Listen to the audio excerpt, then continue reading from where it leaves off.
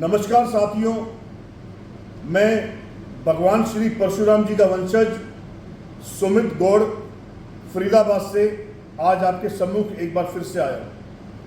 जैसे कि आप सभी जानते हैं, बीजेपी सरकार के कैबिनेट मंत्री विपुल गोयल ने ब्राह्मण समाज के लिए जो अभद्र भाषा का इस्तेमाल किया, जो हंसी के बाद ठहाके लगाए और जिन निंदनीय शब्दों का इस्तेमाल किया, उसके लिए आज पूरे जिले का नहीं, पूरे हरियाणा का नहीं, कहीं ना कहीं पूरे देश का ब्राह्मण जिसको पता चल रहा है वो आहत है।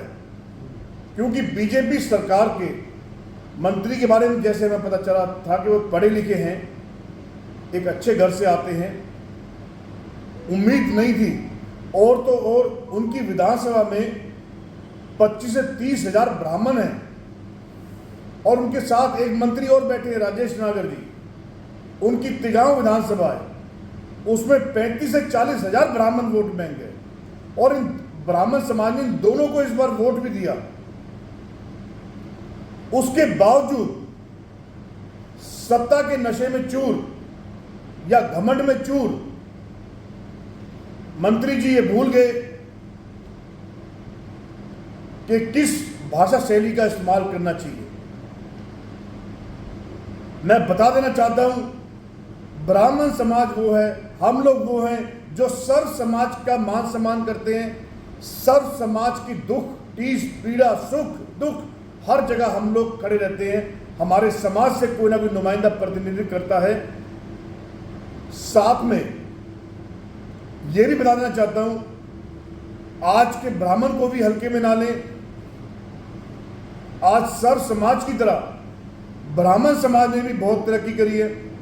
ब्राह्मण समाज में भी ऐसे ऐसे लोग हैं जो इन दोनों मंत्रियों से भी ऊपर हैं। साथ में मैं ये भी कह देना चाहता हूं, विपुल गोयल जी हो चाहे राजेश जी हो, जब कांग्रेस पार्टी की सरकार हुआ करती थी तब आप लोग की स्थिति क्या थी?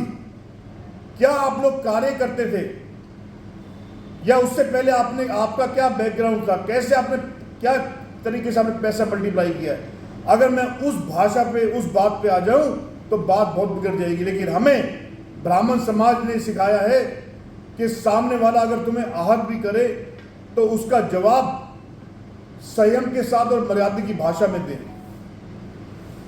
आज इस मौके पे मैं ब्राह्मण समाज का एक बच्चा होने के नाते ब्राह्मण समाज के सभी लोगों से एक अपील करूंगा, चाहे वो युवा ब्राह्मण के साथी हों, चाहे वो हमारे बुजुर्गवार हों, चाहे वो ब्राह्मण सभाओं के हों, जो भी ब्राह्मण है, आपसे एक गुजारिश है। देखिए, काम के लिए जाना पड़ता होगा।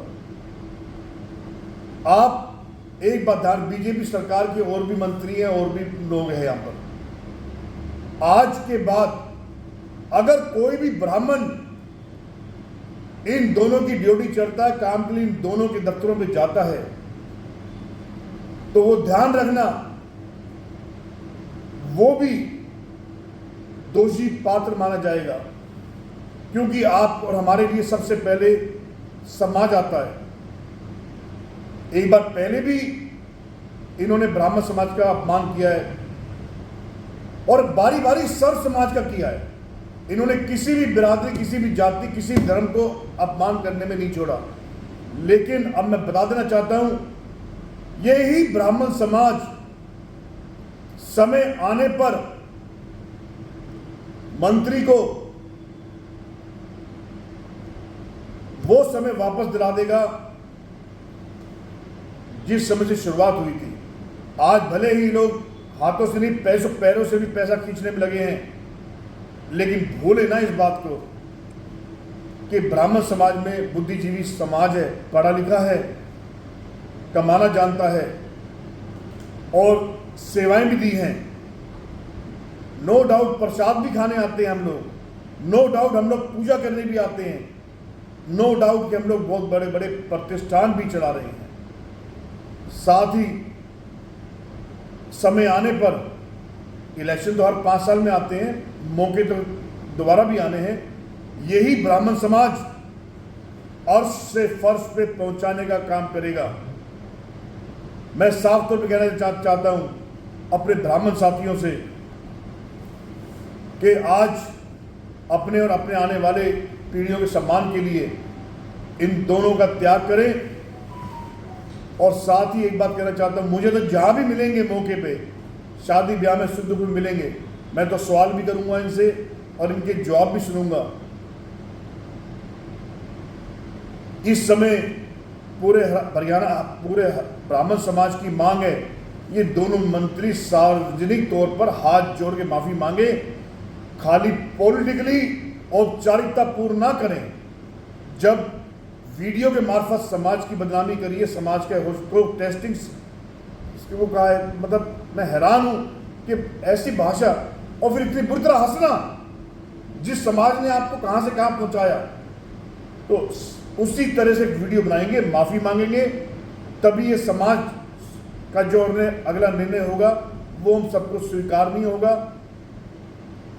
और इसी के साथ मैं एक बार फिर से अपनी वाणी को विराम देता हूं। जय हिंद, जय भारत, जय ब्राह्मण परशुराम समाज, जय दादा परशुराम की।